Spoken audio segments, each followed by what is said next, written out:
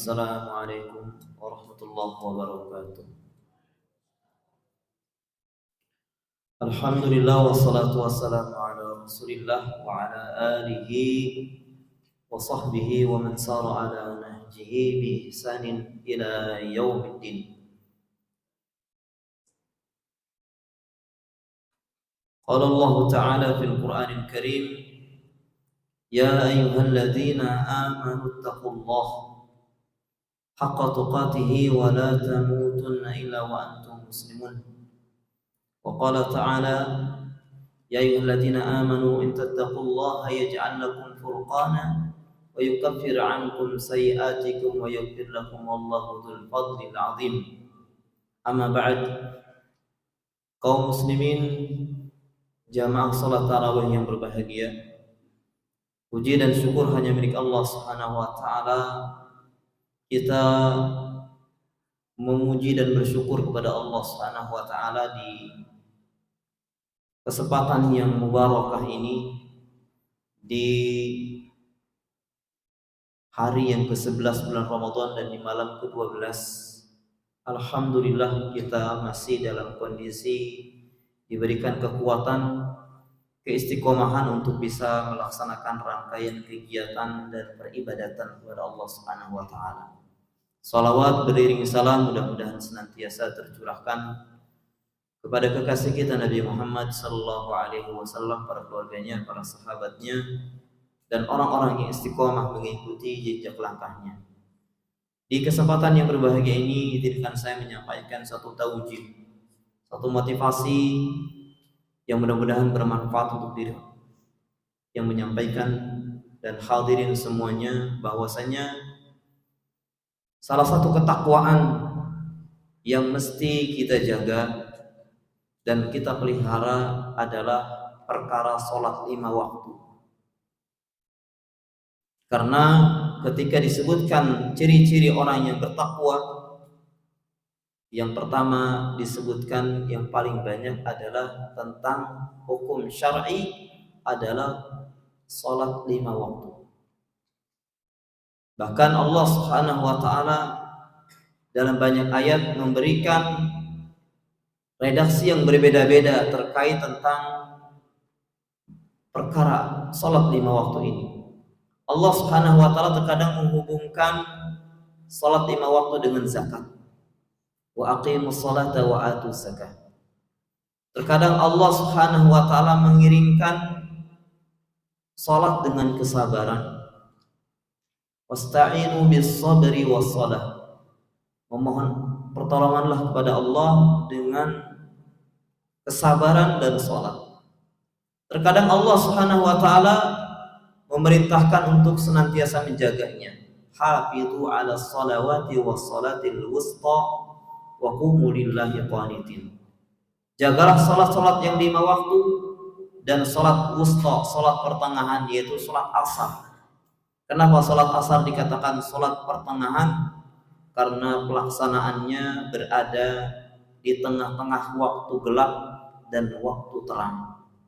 Waktu terang adalah salat subuh dan zuhur, sedangkan waktu gelap adalah waktu maghrib dan waktu isya. Semua kaitannya dengan perkara salat menjadi perkara yang agung. Bahkan salat yang dikerjakan, salat sunnah, rawatib, yang dikaitkan dengan salat fardu menjadi afdal, menjadi utama. Contoh,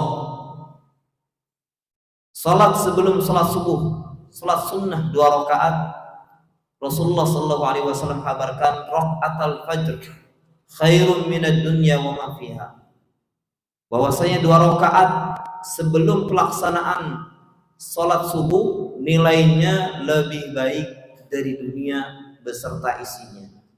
Nilainya, pahalanya lebih baik daripada dunia beserta isinya. Maka bisa dibayangkan bagaimana dengan salat subuhnya. Bahkan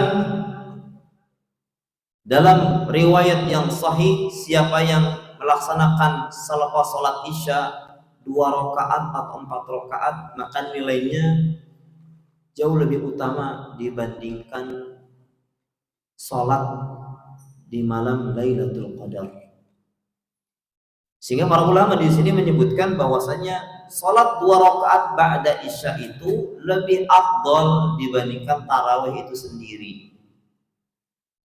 Dikarenakan kaitannya sholat rawatib, sholat isya-nya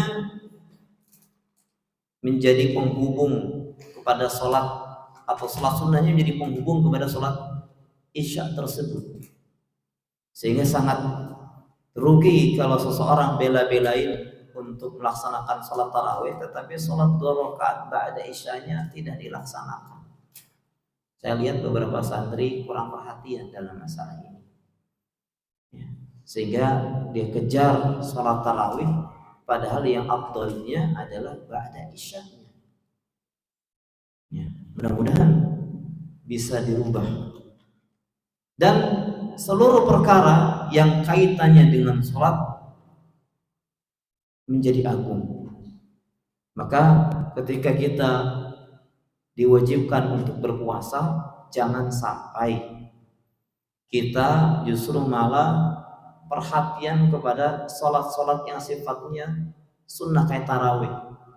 Tarawih dikejar, sholat zuhur, asar ditinggalkan, ketiduran. Ya. Padahal apalagi sholat asar, makanya man sholal bardain dakhalal jannah. Siapa yang sholat di waktu dingin maka dia akan masuk surga, yaitu sholat subuh dan sholat asar. Bahkan sholat asar ini menjadi sholat yang paling pertengahan. Dulu Umar bin Khattab terlambat ikut sholat berjamaah sholat asar sampai beliau melakukan kafarat. Kafarat itu tebusan atas kelalaian yang dia sebabkan karena lihat kebun kurmanya, sehingga beliau tidak bersama-sama melaksanakan sholat asar berjamaah yang akhirnya kebunnya ini diinfakkan.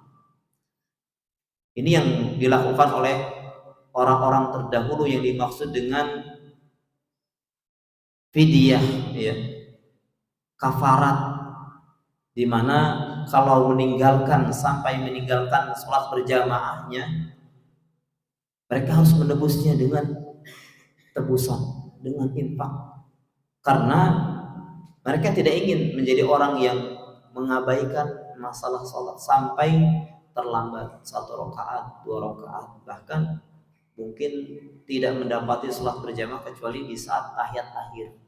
Dan ini suatu hal yang perlu direnungkan. Ada apa masalahnya kok sampai sering terlambat dalam masalah sholat? Mudah-mudahan di kultum yang singkat ini bermanfaat. Wallahu a'lam bishawab. Subhanakallahumma bihamdik asyhadu an la ilaha illa anta astaghfiruka wa atubu ilaik. Assalamualaikum warahmatullahi wabarakatuh.